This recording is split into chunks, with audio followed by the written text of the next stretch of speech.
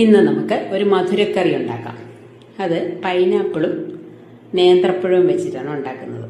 കോട്ടയം ഭാഗത്തൊക്കെ സദ്യക്ക് വിളമ്പുന്ന ഒരു കറിയാണ് മധുരക്കറി. അതിന് നമ്മളിവിടെയൊക്കെ പൈനാപ്പിൾ പച്ചടി ഉണ്ടാക്കും, അവിടെ മധുരക്കറി എന്ന് പറഞ്ഞ് ഇങ്ങനെ ഒരു കറി ഉണ്ടാക്കും. അതിന് ഒരു ഹാഫ് നേന്ത്രപ്പഴവും ഹാഫ് പൈനാപ്പിളും ഞാൻ എടുത്തിട്ടുള്ളൂ. ചെറിയ കഷ്ണങ്ങളാക്കി മുറിച്ചിട്ട് അതൊരു മൺചട്ടിയിലേക്ക് ഇട്ട് കൊടുക്കുക. അതിലേക്ക് ഒരു ടീസ്പൂൺ മഞ്ഞൾപ്പൊടി, ഒരു 2 ടീസ്പൂൺ മുളക് പൊടി ഇട്ട് ഇത്തിരി വെള്ളം ഒഴിച്ച് ഇത്തിരി ഉപ്പും കൂടി ഇട്ട് ഒന്ന് വേകാൻ വെക്കണം. ഒന്ന് അടച്ചു വെച്ച് വേവിക്കണം. കഷ്ണങ്ങളൊക്കെ ഒന്ന് ഉടയാൻ വേണ്ടിയാണ്, നന്നായിട്ട് വേവിക്കണം. ആ സമയം കൊണ്ട് നമുക്ക് ഒരു പാൻ അടുപ്പത്ത് വെച്ച് അതിലേക്ക് കുറച്ച് തേങ്ങ ചിരകി ഒന്ന് വറുത്തെടുക്കാം. ഇതും കൂടെ അതിനകത്തേക്ക് ഇടാനുള്ളതാണ്. പക്ഷേ ചില സ്ഥലത്തൊക്കെ തേങ്ങ അരച്ച് ചേർക്കും ചിലരൊക്കെ. പക്ഷെ വറുത്ത് ചേർക്കുന്നതാണ് അതിൻ്റെ ടേസ്റ്റ്. അരച്ച് ചേർക്കുന്നതിനെക്കാട്ടി വറുത്ത് ചേർക്കുന്ന ടേസ്റ്റ്. നല്ല ടേസ്റ്റുള്ള കറിയാണ്. ഇപ്പോഴത്തെ കഷ്ണങ്ങളൊക്കെ വെന്തു. ഇതൊന്ന് ചെറുതായിട്ടൊന്ന് ഉടച്ചു കൊടുക്കണം.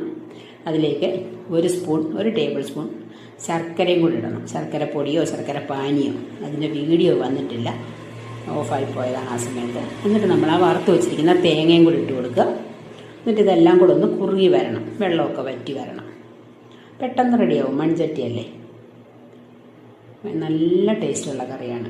ഇനി ഒന്നും ചേർക്കാനില്ല, ഇത്രയേ ഉള്ളൂ. ഇനി വറുത്തിടണം. വറ്റൽമുളകും കറിവേപ്പിലയും കാഷ്യൂനട്ടും കൂടെ വറുത്തിടണ്ടേ. പക്ഷേ ഞാൻ അല്പം കറുത്ത മുന്തിരി വറക്കുന്നുണ്ട്. അതെന്തിനാണെന്ന് വെച്ചാൽ എൻ്റെ കയ്യിൽ പച്ചമുന്തിരി ഇല്ല. ഇതിനകത്തെ മെയിൻ ഇൻഗ്രീഡിയൻറ്റ് പച്ചമുന്തിരിയാണ്. കറുത്ത കളറിലെ മുന്തിരി പച്ചക്കിടണം, അതാണ് ഇതിൻ്റെ ഹൈലൈറ്റ്. അത് കിട്ടിയില്ല, അത് കാരണം ഞാൻ ഇത്തിരി കറുത്ത മുന്തിരി, ഉണക്കമുന്തിരി ഇല്ലേ, അത് വറുത്തിട്ടു കാണാനൊരു ഭംഗിക്ക് വേണ്ടി. ഈ കറിക്കകത്ത് ഇങ്ങനെ മുന്തിരി ഇങ്ങനെ വലുതായിട്ട് ഇങ്ങനെ കിടക്കും, കറുത്ത മുന്തിരി. അതില്ല, ഇപ്പോൾ ഇവിടെ പച്ചമുന്തിരിയെ കിട്ടാനുള്ളത്, അതുകൊണ്ടാണ് പച്ച കളറിലെ മുന്തിരി. അതിട്ടൊരു ഭംഗിയില്ല. അപ്പം ഞാൻ കുറച്ച് ഉണക്കമുന്തിരി വറുത്തിട്ട്, നെയ്ക്കകത്താണ് ഇത് വറുത്തിടേണ്ടത്. കുറച്ച് കാഷ്യൂനട്ട് വേണമെങ്കിലും വറുത്തിടാം. നല്ല ടേസ്റ്റുള്ള കറിയാണ്, എന്നാൽ എളുപ്പമാണ് ഉണ്ടാക്കാൻ. അപ്പോൾ എല്ലാവരും ഒന്ന് ട്രൈ ചെയ്ത് നോക്കണം. ഇപ്പം നമ്മുടെ നാട്ടിലൊക്കെ ഇത് എല്ലാവരും സദ്യക്കൊക്കെ ഉണ്ടാക്കാറുണ്ട്. ചാനൽ സബ്സ്ക്രൈബ് ചെയ്യാതെ ആരെങ്കിലും കാണുന്നുണ്ടെങ്കിൽ ഒന്ന് സബ്സ്ക്രൈബ് ചെയ്യണം, ലൈക്ക് ചെയ്യണം, ഷെയർ ചെയ്യണം. Thanks for watching.